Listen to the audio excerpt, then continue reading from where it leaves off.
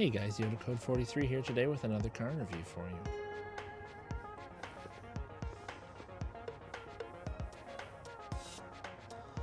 Today I've got the keys to this 2021 Ford Escape SEL 2.0 EcoBoost 4-cylinder, all-wheel drive. First we'll do a little walk around, talk about the styling, talk about the segment, where it fits in Ford's lineup, stuff like that, and some basic specifications. So this body of the Escape was all new for 2020. A vast departure definitely from the last generation, and especially so from 2 generations ago, which was only 8 years ago. In 2012, the Escape was a very blocky SUV. 2013 brought a huge change to it in that it became more rounded, but not quite as round as this one is. It's very classy looking for its size.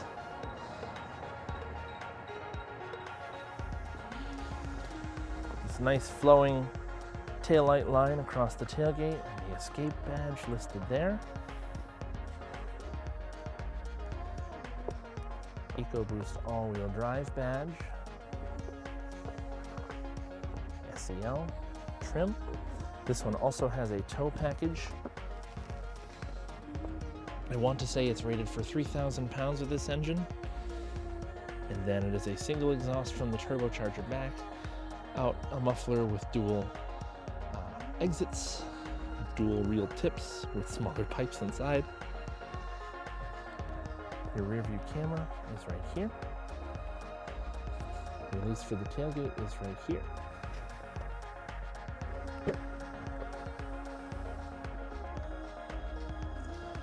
Power tailgate on the SEL. Lots of space behind the second row here. Nothing of special note other than a power point and some tie downs.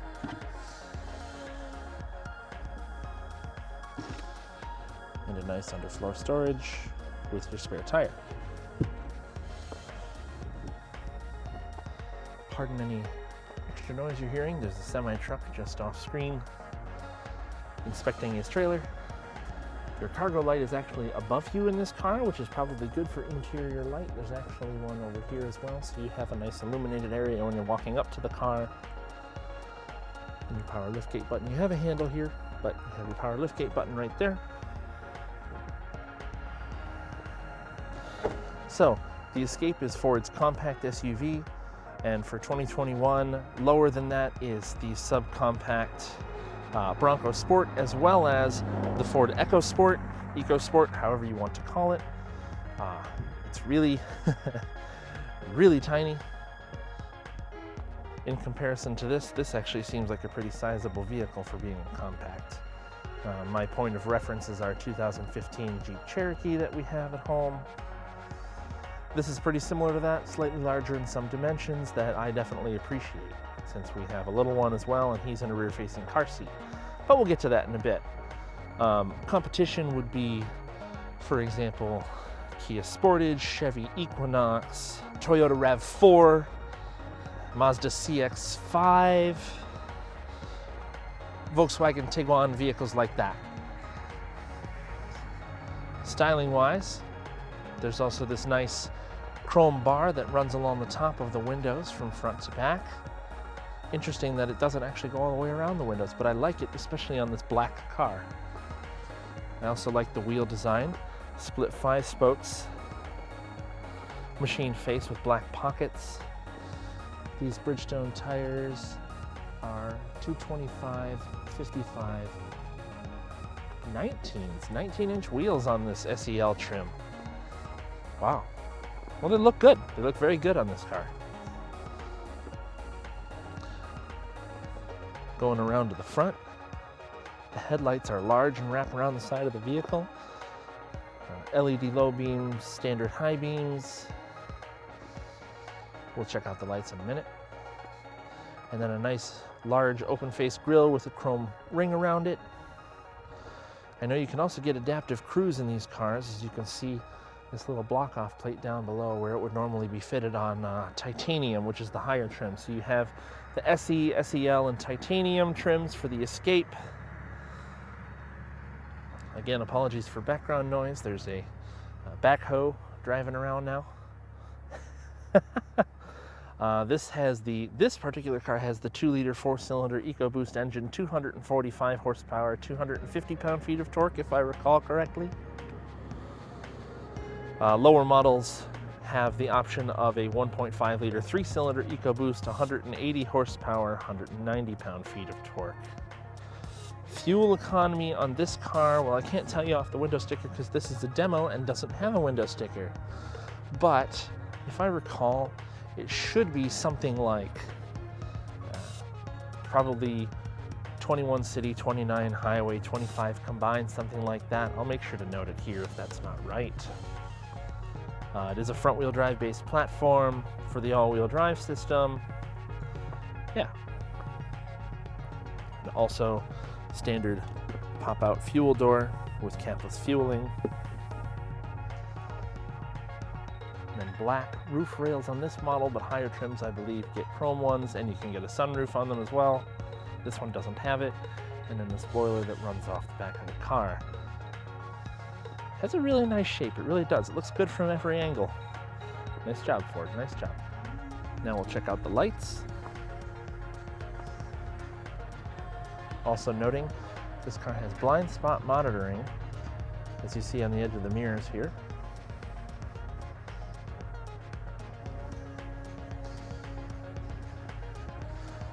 Oh, I was wrong, they are not LED low beams, they are just regular halogens. Projectors though, so they'll have a nice cutoff on the road. Regular halogen fog lights, and then you can see the daytime running light strip along the bottom of the headlight, as well as these U-shapes on the bottom of each bucket, I believe, also light up on this car. Tail lights are regular halogen reverse and signal bulbs with LEDs for the running lamps and the brake lights, which is that hockey stick shape along the top. Next, we'll look under the hood. Ford's done this new thing recently where their cars just have you pull the handle twice and they don't have a safety latch on the hood. However, when the door is shut, you cannot pull the handle, which is smart. I guess that acts as your safety latch. Nice lightweight aluminum hood. Lots of space underneath here. Easy access to everything. EcoBoost 2-liter 4-cylinder, 245 horsepower, 250 pound-feet of torque. Washer fill, coolant fill, oil check and fill, battery fuse box, air filter, and your brake fluid back there.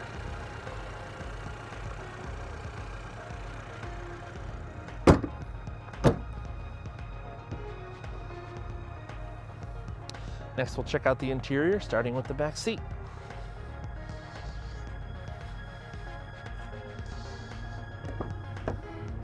This car has black leather, perforated leather, but the first thing I noticed when I opened the car is this interesting like star array pattern on the door.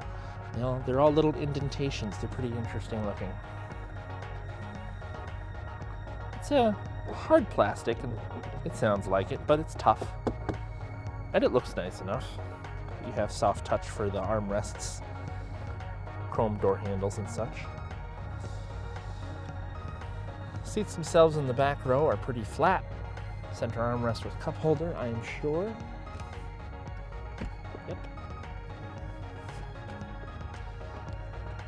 And then this is in my driving position, so I'm going to sit behind myself. I do actually have more room in here, definitely more room than in the Bronco Sport that I drove. I was tied up against that seat in the same position, so they must have the seats moved further forward in that car versus this one. LED interior lighting, natural colored headliner to keep it bright in here. No sunroof, as you can see. Otherwise, the leather quality is pretty nice. It's perforated on the inserts, as you can see here, and you see in the front. Climate control vents for the rear seats, as well as PowerPoint USB chargers here. Seat back storage only on the passenger side. You can get a sound of the doors from the back here too. They sound decent. Front doors, standard issue controls on here, but this one also has memory settings for the SEL trim, as well as this chrome, I should say brushed aluminum plate, which I like.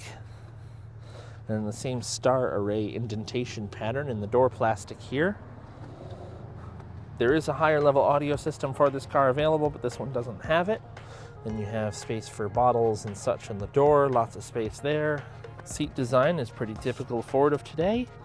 Good side support, just enough thigh support, cushy bottom, a little firm in the back for my liking, but that's just me. I don't use any lumbar, but it doesn't quite go enough into the seat for me to like it. Hopping in here, it's a quiet place to be. You can hear the engine rumble a little bit. You can hear the HVAC system. Other than that, let's check everything out in here. Your light control is over on the left here, rotary knob with a push button in the middle for your fog lamps. Your gauge dimmer is there on the right and trunk release on the left.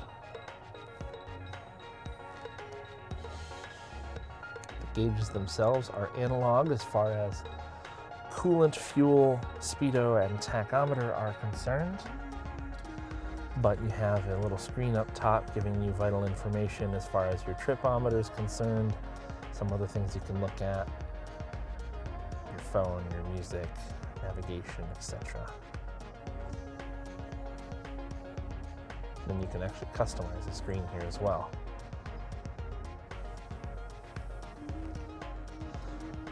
Ford logo in the center of the steering wheel, same steering wheel as is in the Bronco Sport. Nice to the touch leather surface. 3-spoke design, your cruise control and volume controls on the left, and your phone and station change, track change, and your screen controls on the right. This screen, not the main screen.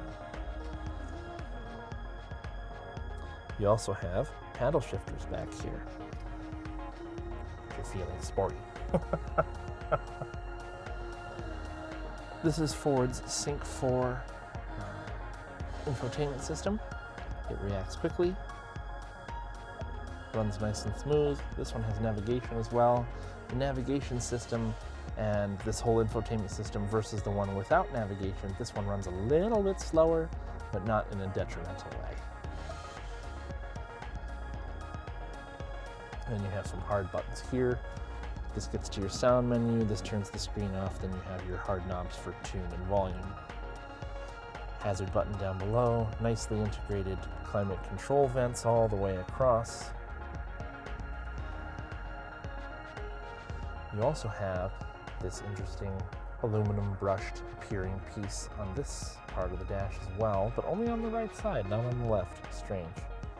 Though there is a trim ring around the bezel for the gauges, as you can see there. Rotary shifter with a push button for manual mode. Parking brake, hill hold assist.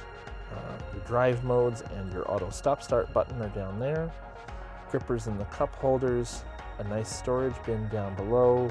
Left side would normally, or has the option to be a wireless charger if you have a high enough trim. Right side has your extra storage and your power points, heated steering wheel and seats in this car, and hard buttons for everything in the climate control, which is nice. Automatic but single zone climate control in this particular car. I think if you step up to the titanium, you can get the dual zone. Glove box, nicely dampened, nice and large inside, doesn't feel too cheap. Very similar dash design to the Bronco Sport as well, but the bezel and the gauges themselves are a bit different. Everything else feels similar besides the vents. The vents are also different in the Bronco versus this. Center console has a nice softly padded leather cover. Lots of space inside.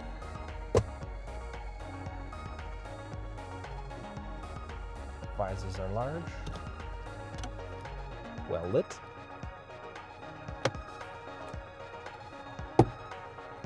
And our sliders. They don't slide very far. They only slide a little bit, only like 2 inches, but it's enough for me.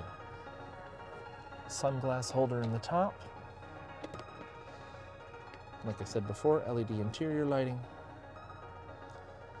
And that's about it to cover in here. Long flat dashboard, long reach to the bottom of the windshield. Other than that, I'd say let's go for a drive. Covering the key of the Escape here really quickly. Ford logo on the back side. Front side has your unlock, lock, twice press for remote start, twice press for trunk release, and your panic alarm button. Okay, so we've put it in sport drive mode. Put it in drive, and off we go. We'll do our little 0 to 60 right out of the parking lot here. It's very bright out with the sun all of a sudden.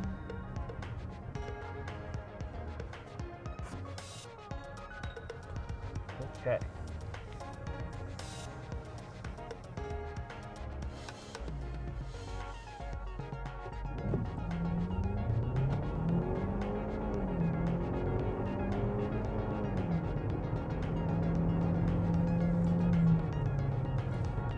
Pretty darn quick. That 2-liter moves this along very nicely. Power delivery is really good, really smooth. The transmission shifts quickly, quietly. I like the sound of Ford's signal click. Yeah, visibility out of the Escape is really good. In the front. In the back, since it has a sloping roof line, it's actually kind of a bit crunched down. Hard to see around the D-pillars back there. But rear seat space is nice and large for a compact SUV. Great for a rear-facing child seat. Lots of room up front for my legs as well. Not touching either side. Definitely an improvement over the Cherokee that we have at home. Fuel economy is quite good. This one says it's been averaging over 30, which is really impressive for the 4-cylinder turbo. I don't know how long that's been on, but still, that's really good average mileage. The ride quality is good. The road noise is, you can hear the tires a bit, but not as much as the Bronco Sport. And the wind noise is much improved because this is a round car, not a square car. So that, and it doesn't have a sunroof. That's an additional point as well. I really like the Escape. I had one a number of years ago, a 2006 model, which is not at all comparable to this. But I really liked it. I didn't know I liked it at the time. I was young and in college. But I own one now. I really like how this is. I like how the modern Fords are put together.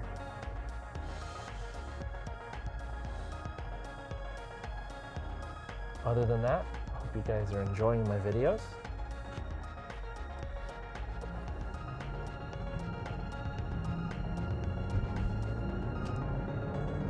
Puts a smile on my face to step into it. It moves pretty good. Hope you guys are enjoying my videos. Like, comment, subscribe, and suggest other vehicles you'd like to see reviewed on my channel. Or if you live in central, southeastern Michigan, let me know, and I'd be happy to come check out your car. I can only get better with more practice. Otherwise, I'll see you guys next time.